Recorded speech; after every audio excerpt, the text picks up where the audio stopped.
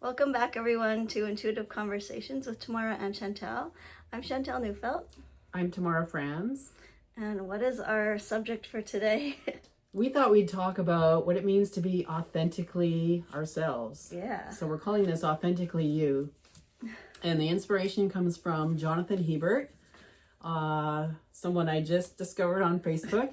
He's the cutest, most whimsical man who makes flower crowns and felt hats and dances around in his garden. And he's just the loveliest soul, such a luminous, shining soul. And we watched a video together of him, and one of the statements he made that really struck a chord with us is authoritarianism cannot survive individuality. And so he has chosen as his way of responding to all the terrible things going on, and the creeping authoritarianism is just to be more and more authentically himself and to create a space of whimsy and charm for people to just kind of decompress and relax. And it's just the most joyful thing to watch someone who is just coming out of themselves and shining with no inhibitions and just making a choice that they're going to be exactly who they are. And what a permission it gives to everybody else to do the same. I love it when, kids are like that, when you're around kids and they just speak the truth and they're just playing and they don't care what everyone else thinks. I gravitate to people like that who can just, they don't have so many filters on them. They don't have the heaviness that sometimes I feel from where we were raised. And yeah, I've often thought, watching my grandkids and other little kids being exactly that, so uninhibited and joyful and just so full of life, that being raised as we were in the Bible Belt and in the whole theology around the fall, to me, I think that's the loss of innocence. It's the loss of that state of just being fully who you are without reference to what do they think or how are people going to judge me. It's that innocence of I am who I am, and I just feel so much joy in giving full expression to the essence of me. Yeah, I've also heard that when people are depressed, they can call their spirit back into their body by listing the things that they love. Oh, yeah. And just kind of embodying the energies of the things that they love. Yeah. There's this concept in shamanic cultures called soul loss, which means that especially when we're really young and things happen to us that kind of destroy our innocence, there are pieces of us that go into hiding to survive. But we experience the soul loss, and it shows up as energy loss, loss of vibrancy in life, sometimes depression, sometimes illness. And then in those societies, when you go to see the shaman, they call back those parts of you that have gone missing. And they say, when did you forget to dance? Yeah. And I feel like we've talked in the past about feeding your demons, and the work around going into the shadow side of you and bringing back, reintegrating those parts of you. And I feel like that is soul retrieval work too. Yeah, the simple questions of what do you want from me? What do you need from me? How will you feel when you get what you need? And then just giving it what it needs. Yeah. That's kind of like IFS parts therapy too, when you can talk to those parts of yourself and give them what they need. Even if it's every day first thing in the morning that that there are these parts there's this teenage rebel part of me, or there's this childhood really sad part of me. If you could just give them what they want first thing in the morning, then you can go out in your day and be a little bit more authentic. Right. Well, maybe that's why Sandra Bullock says you have to dance before you leave the house. Yeah. Because you're calling back that energy and taking that into the world with you. And it's interesting, most people, when they're preparing for their day, they're actually putting on the suit, all of the things that are making them acceptable to the world that they're entering, right? This is going to make me look professional. This is going to make me look like I'm wealthy, or I don't know, the thing that's going to garner respect. So I was at Folk Fest this last weekend, and that was one of the conversations that my friends and I had. I wonder how different all of these people would look on a regular basis in their work lives. Like, would we recognize any of them? Because everyone was wearing their brightest tie-dye, outfits and flowers and sparkles and just really enjoying being alive. Mm-hmm. And then you go back to the mundane work life. And well, that's how I feel when I go to a Pride event.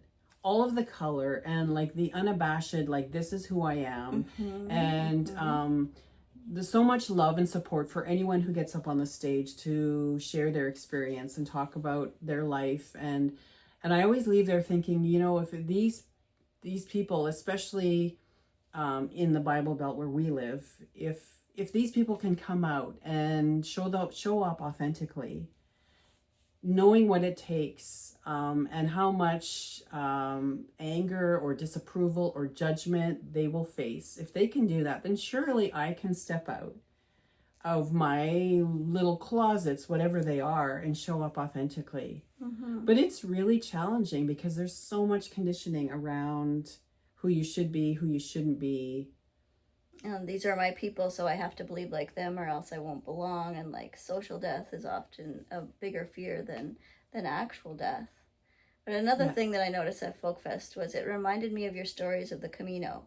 I'm sure it's nothing like the Camino, but it gave me a sort of taste of it, because anybody you meet, you automatically had this connection of like, wow, we're both here. We both took the time, set aside time to delight in this and invested our money and brought our friends. And some didn't bring friends and they just made friends there. And that's kind of like your Camino journey. Yeah.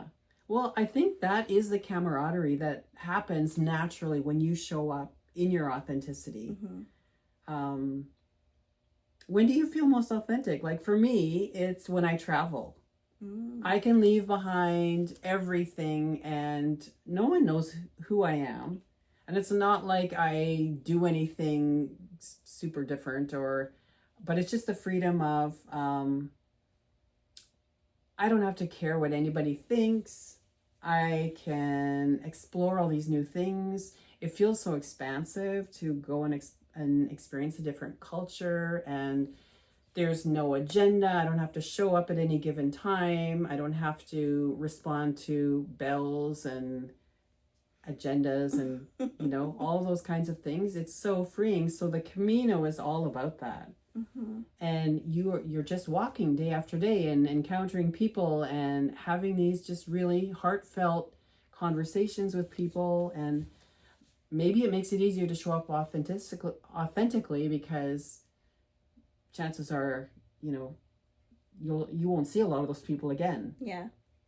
So you can share your life story without fear of being judged, or you can be silly or come out of yourself in ways that you might not normally. I'm reminded now of like when me and my siblings went out into the world and like went into a completely new environment, and how, well, my one sister in particular just came alive, and like she was a nanny down in the States for a while, and she just, this whole different side of her personality came out.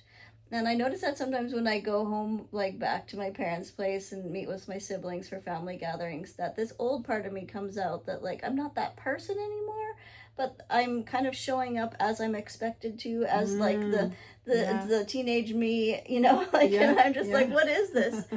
But yeah, I feel like the most myself when I'm with you, when I'm with my chosen friends, especially when I'm with people who know everything about me, who we are very different in certain important ways, but yet still accepted.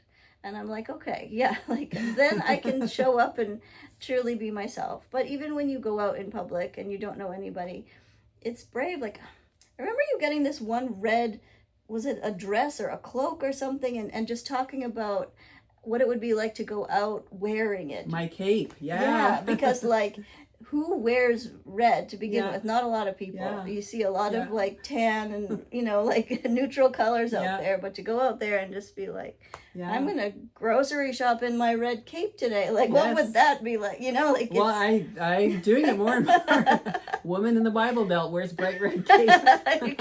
you could be like the newspaper. The Handmaid's Tale. Yeah. But I don't know, just thinking about stuff like that. And it's not only, but actually when I go into my closet and I'm feeling great, or I'm going to a place I'm very excited about, then I pick my brightest, most colorful dresses or shirts, and I just want to go out there and be myself. But when I feel like I just want to be invisible, I don't want anyone to see me, then I'll wear like something just neutral. What does it say about our culture? Like, you think about working culture, and especially white collar culture. What does it say that you can't be colorful? Right? The men all have to wear somber colors, black, gray suits, right? You couldn't wear a bright green suit to work. And women wear white or dark, tailored suits. Like the Hutterites, the Amish, the cult I grew up in, we had to wear navy and white. Yeah.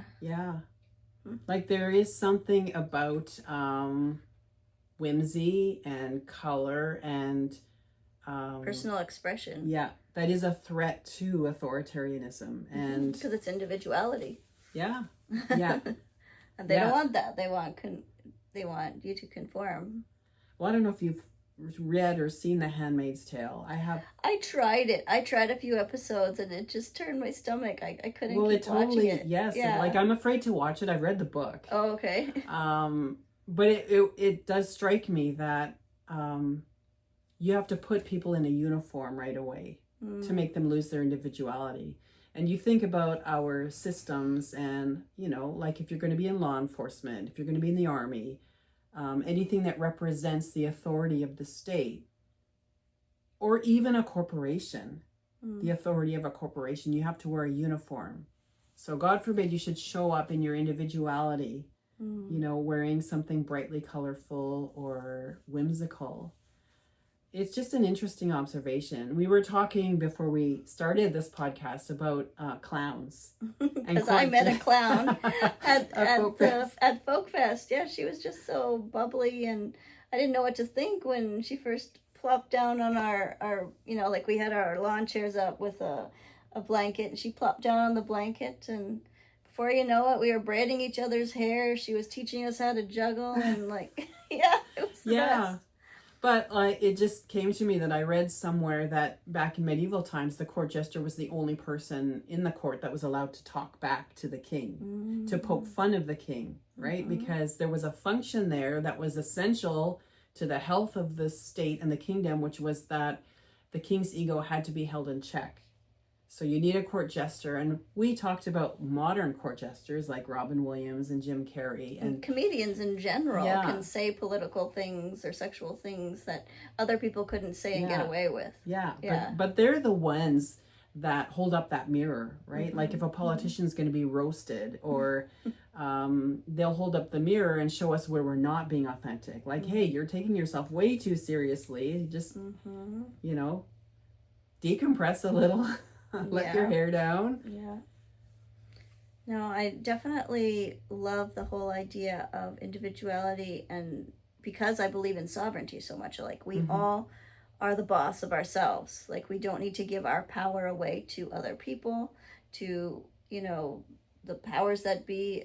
If it doesn't agree with our values, we don't need to do it. Like, we just need to know our values, and like, it's not a fighting thing, it's a sovereignty thing. It's like, you can be you and I can be me, and we're just looking for the win-win-win, and that's an ethical thing to do. It's a win-win-win from the perspective of the person who's being authentic. It's often not a win for an people, authoritarian or dominator culture. And it makes me think of that movie Life is Beautiful, with Roberto Benigni, where he is just this wonderfully whimsical, authentic character who uses humor even as Nazism is taking hold, and even to the point where he and his family are captured and taken to the concentration camps, and how he saves his son from the horrors of the concentration camp is by turning everything into pretending it's a game for his son's sake.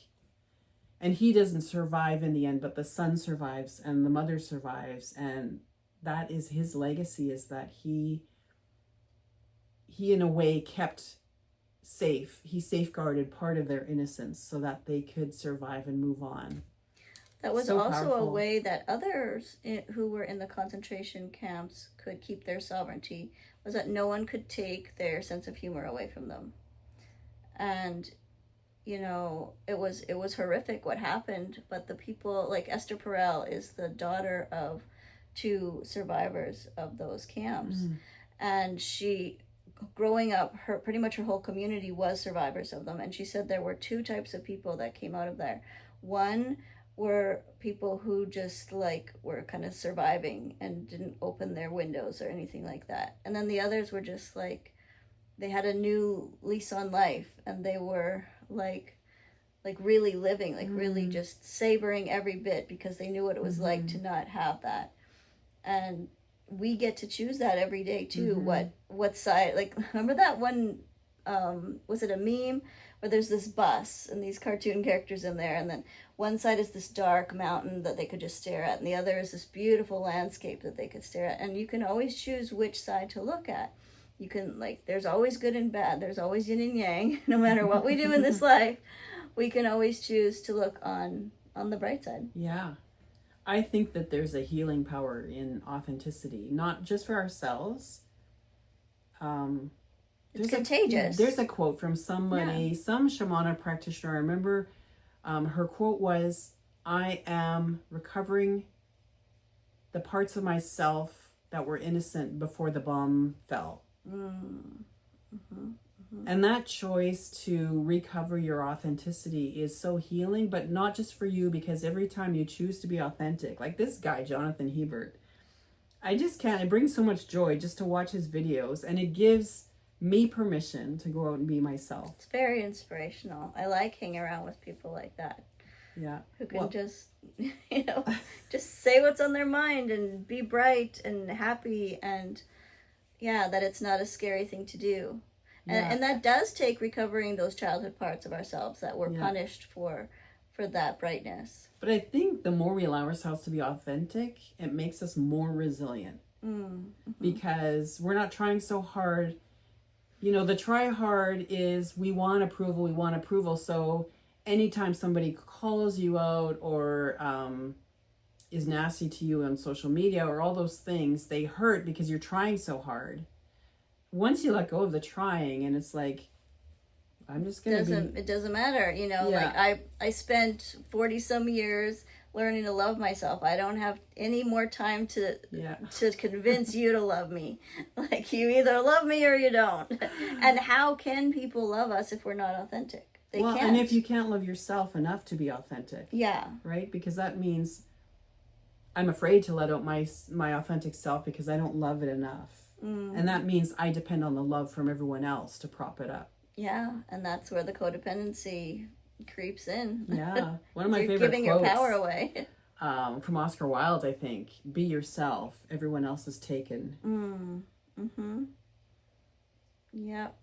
And you can kind of tell too when people are like just trying to blend. And I mean, it's probably human nature in a way, right? To try to be like the tribe and everything, but there's such beauty in diversity. Yeah. We were joking because you were talking about people at the folk festival that were, you know, dressed in this whimsical way and stuff. And then other people started showing up dressed like them. Oh, like the performers in the polka dots. Yeah. Yeah. And I just kind of made the comment, oh, I love your authenticity so much. I want to be like you. It's such human nature because you see how people are responding to someone else who's authentic, and it's like, I want some of that. And how many celebrities and popular people have risen to the top by their authenticity, you know, or like by telling their managers or whatever, no, I'm going to do it this way. I'm trying to think, was it Katy Perry or, like just some of these people who are so bizarre sometimes in their concerts. Lady Gaga. Yeah, like they Yeah. insist on it being to pivoting towards their preferences, but not letting others push them around and be like, no, you must fit this mold. Yeah, You must yeah. do it this way because. Well, there's so many stories about like albums, like for example, Night at the Opera, Queen, where they produced an album that was so unusual and the record company was upset about it, but it was a major hit. And then what happens, record companies then will want all their other artists to do the same thing, right? You can't just trust an artist to be creative on their own. Mm-hmm. It's such a phenomenon of human nature. It's like, oh, that person's out there being authentic, and wow, they're having so much success. Maybe I can do that too. But it isn't you. It's not. Yeah, exactly. So yeah, So the hardest you guys, thing maybe is to let the authenticity out and to be who we are without reference yeah, to anyone else. It's a challenge for sure. Yeah. So if you guys have someone that you know who inspires you by being authentic, let us know in the comments. Yeah, what have they done to inspire you? Or tell us what it feels like when you're at your most authentic. Mm-hmm. Until next time. Keep singing your heart song.